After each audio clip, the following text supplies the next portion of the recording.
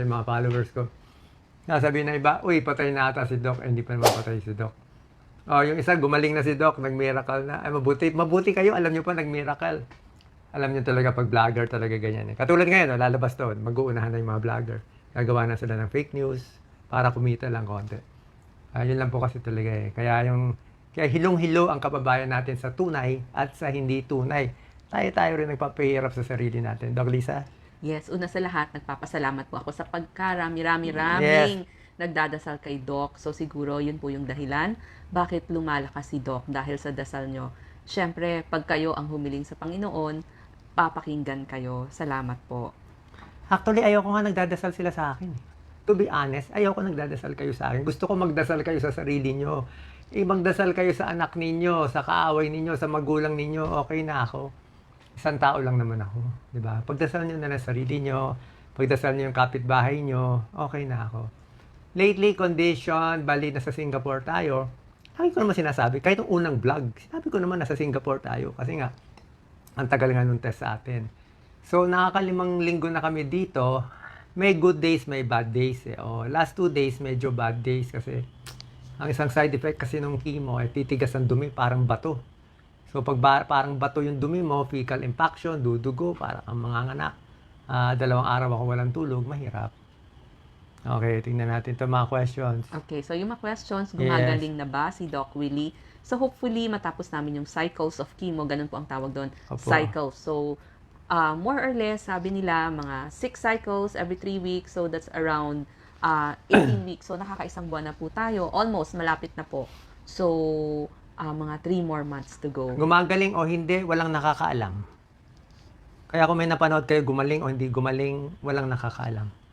Pero parang gumagaling. Parang lumiliit. Kasi dati 10 out of 10 ang sakit. Kaya may time 2 out of 10. Pero pag umiri ka naman ng napakasakit, parang 9 out of 10 ang sakit. Tapos less na po yung manas, at saka yung paninilaw ni Doc Willie. Yes, nawala na. Na-lessen na lahat. Nawala na yung paninilaw ko. Namayat na ako ng I think 24 pounds, 75 kilos, ngayon 64 kilos na lang ako. Nawala na yung paninilaw. Mukhang lumawag. Paano yung inferior vena cava? Hindi na ganun kagalit. Nawala rin yung manas ko, pati yung varicose ko. Ang nawala lang yung buhok ni Doc. Hindi, side effect yun.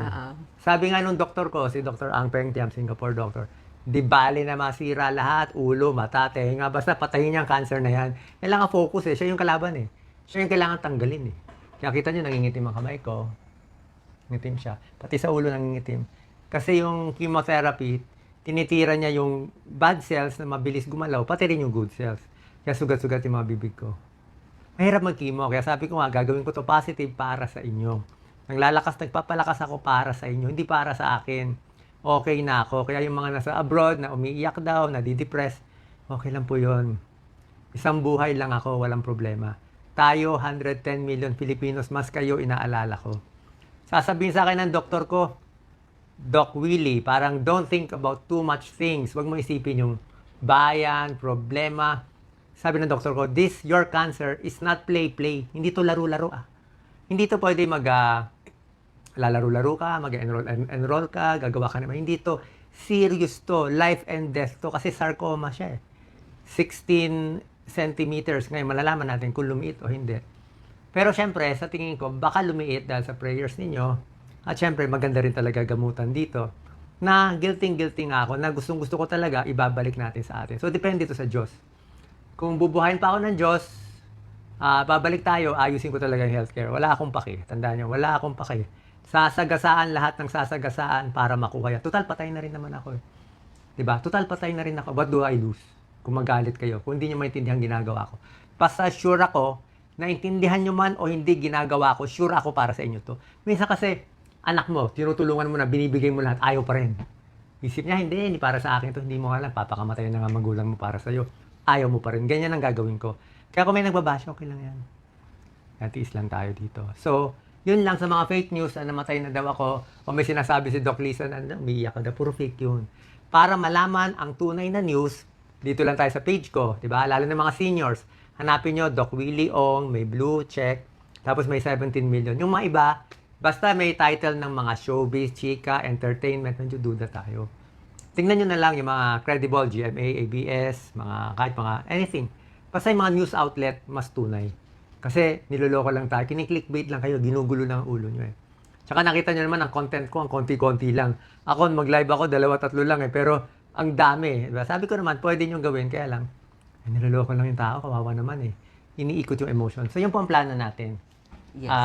Doon po sa mga nagtirik ng kandila, nagpamisa kay Doc Willie, nagpunta kay Padre Pio, maraming salamat sa mga nagpadala po ng mga religious items for Doc Willie. Maraming salamat po. Sa mga gusto pong dumalaw, actually maraming nagtatanong, mga kaibigan, kaklase. Pag malakas-lakas na po si Doc Willie, ngayon kasi syempre almost everyday may injections, may chemo, so minsan may hingal konti. So pag nakalakas-lakas na siya, di saka tayo dumalaw kay Doc Willie. But thank you sa mga pasabi ninyo na gusto nyong makita si Doc. Hindi pa totally magaling. May hingal ako. Kahit palakarin mo lang ako ng mga 20 meters, may hingal na ako eh. Salita lang nga, may hingal na ako. Paano nga, bugbog tayo sa chemo? Gusto natin palitin yung bukol, di ba? Nilalabanan ng katawan mo. Hirap ka pa matulog, marami ka pang side effect, pero walang choice eh. Doon kasi talaga ang para sa akin na maganda. Kaya sa atin, pag nabuhay pa ako, ipipilit natin yan sa Pilipinas, walang korupsyon, walang kalokohan. Sabi mo, Doc, ba't ka pa nag-iisip niyan? Kung hindi mo ako papatulungin sa Pilipinas, patayin nyo na lang ako. No purpose in life. Mabubuhay ako para saan? Mag-enjoy? Mag-cruise? I don't need it. Sumama na ako sa nanay ko, kung yun lang. Kaya lang ako nandito para tulungan yung 110 million Filipinos na kawawang-kawawa ngayon. Yun lang ang purpose ko. Wala akong pakialam sa politika ng iba. Sarili kong style to. Diretso sa taas, diretso sa Holy Spirit. I don't care about anyone. Sorry ah. Kasi